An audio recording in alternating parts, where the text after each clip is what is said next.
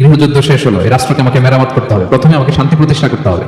এই জন্য প্রথমেই বললেন আফসুস সালাম।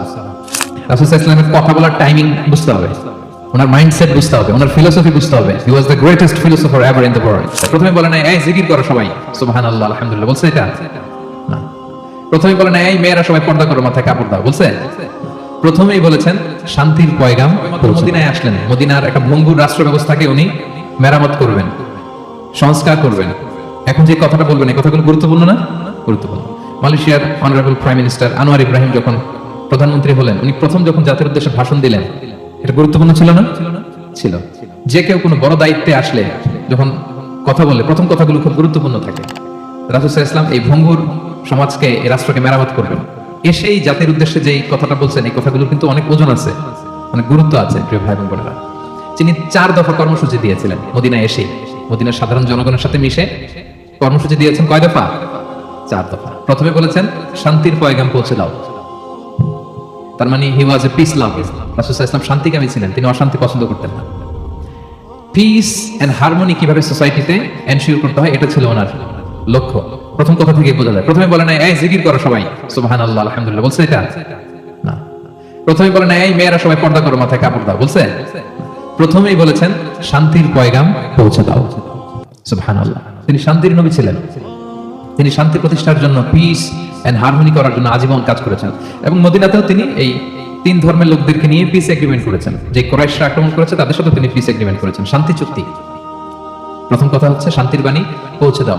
কারণ মদিনাতে রাসূল সাল্লাল্লাহু আলাইহি ওয়াসাল্লাম হিজরতের 5 বছর আগে একটা গৃহযুদ্ধ হয়েছিল, প্রচন্ড বড় গৃহযুদ্ধ। এটাকে বলে বুআসের যুদ্ধ, বুআস, আউস এবং খাজরাজ ট্রাইবের মধ্যে। তো সবেমাত্র গৃহযুদ্ধ শেষ হলো, এখন কি প্রতিষ্ঠা করতে হবে? হ্যাঁ বলেন তো একটু।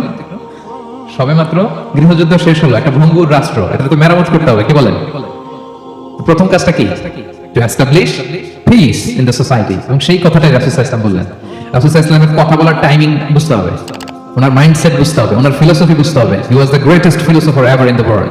পৃথিবীর সবচেয়ে বড় দার্শনিক ছিলেন আমাদের নবী। তিনি কোনো কথা এলোপাথারি আন্দাজে বলে দেয় না, একটা বড় এইম রেখে।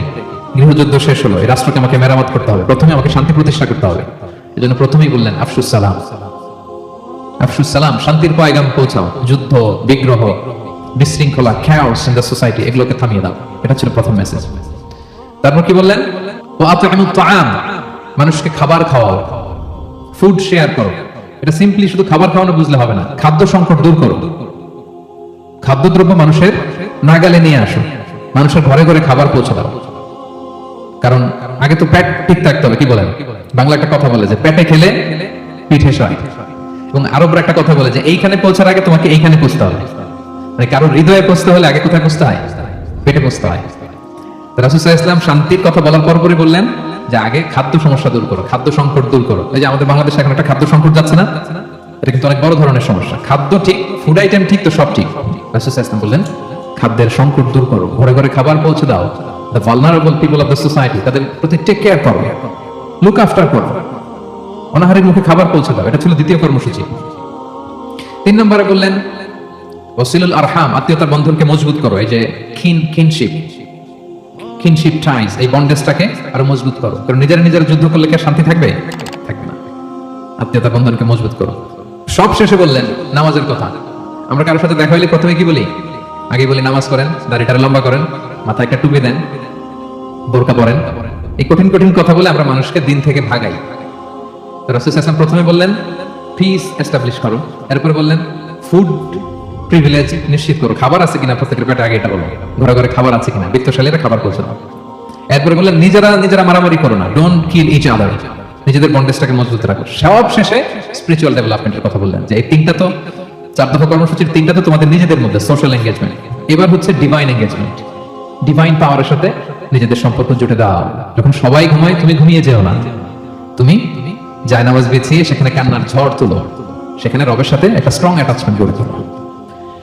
রাসূল সাল্লাল্লাহু আলাইহি ওয়াসাল্লাম বলেন 4টা কাজ যে করবে তাদখুলুল জান্নাতা বিসালাম, সহজেই সে আল্লাহর জান্নাতে ঢুকে যাবে।